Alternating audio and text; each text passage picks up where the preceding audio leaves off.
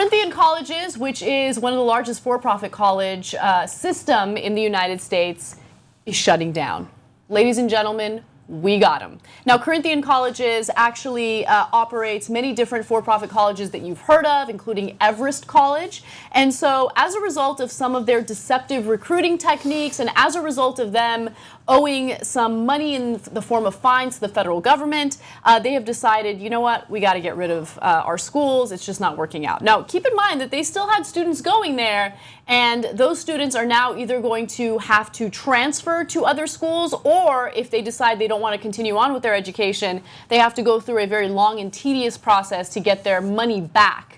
But let me give you some more details on what's going on with this for-profit college. The company annually receives some $1.4 billion in federal financial aid for its students. Oh. Last July, under pressure from the Education Department over a paperwork dispute, the company struck a deal with the Obama administration to sell or close all of its campuses over the following 6-month period in order to avoid what the Education Department described as an immediate closure. They have deceptive recruiting techniques. One thing that they do is they lie to students about their job placement rates. They lie to students about accreditation in some cases. They just lie to students, so they take out the federal loans, funnel that money over to the for-profit colleges, and then they give them a subpar education that has pretty much no job placement. Yeah. And so you can't lie to students like that, but yet they did it. They did it for a long time, and a lot of our taxpayer money went to these schools. The Education Department said, all right, if you guys are telling us that you're not lying about job placement, provide documentation of that.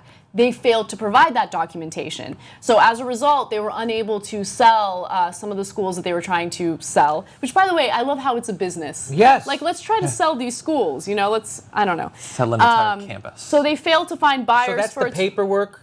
They didn't give documentation. Yes. That's their paperwork misunderstanding. Paperwork dispute. They make it sound like it's over something frivolous. That's not frivolous. Like you have to prove that you're not being deceptive to the students. Yeah, especially when you're receiving over $1 billion a year. Exactly. Making it a paperwork dispute makes it sound like, oh, we forgot to sign the contract at the bottom, or we had the wrong date on it, or something stupid like that. Like not just we don't have any paperwork. Yeah, like we don't have any. Yeah, we have no proof that we did not lie to our students. So as a result of that, the Education Department did not allow them to go through with selling some of their schools. In fact, that led to failing to find buyers for its roughly 30 remaining campuses. Now, what's going to happen to the students who are or were going there? By the way, the schools have already been shut down. They shut down yesterday.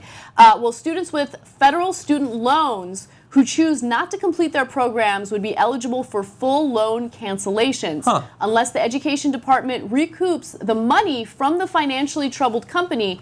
Taxpayers could eat the cost.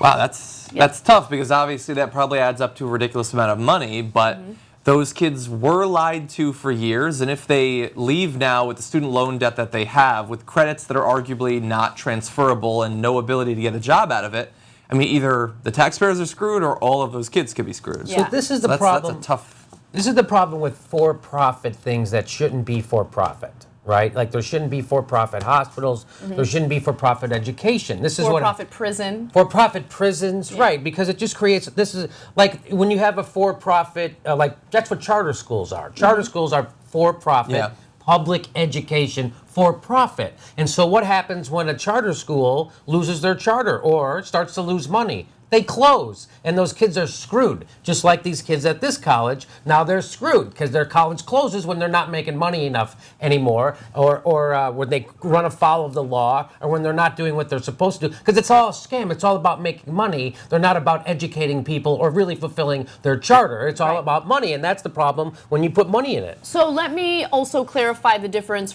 between a for-profit college and a private university or a public university. So with a conventional university, it's not for profit, meaning that they do not have a board of investors that they have to meet with. They are not looking to make as much money as possible so a CEO gets wealthy off of it. Within a conventional university system, what happens is the money that goes toward the university goes back into the university's trust. So it's spent on the education, on the programs, on the buildings, on the salaries for the professors. Yes, there is some misuse of funds, especially when it comes to paying some presidents at some universities. But overall, the system is much less corrupt at a conventional university. And also, usually a conventional university has accreditation, meaning that when you graduate, your degree is worth something. With a lot of for-profit colleges, they lie or mislead students into believing they're accredited, when in reality they are not accredited at all, meaning that they cannot transfer to any other school, and when they graduate, their degree doesn't mean anything. I mean, do you even want a company to own 30 campuses? Right. Or the remaining 30? They own more than They 30. sold 50. No. Like, I want people who focus on the campus, the school. And I feel terrible for the kids that they get drawn in by these TV commercials, and they have this genuine desire to turn their life around and to do something, and they think that this is that avenue. Even people that I've known, friends of mine from back in my hometown, relatives of mine, have like asked me, like, I saw this commercial for this college. Like, I know you talked about college on TYTU back then.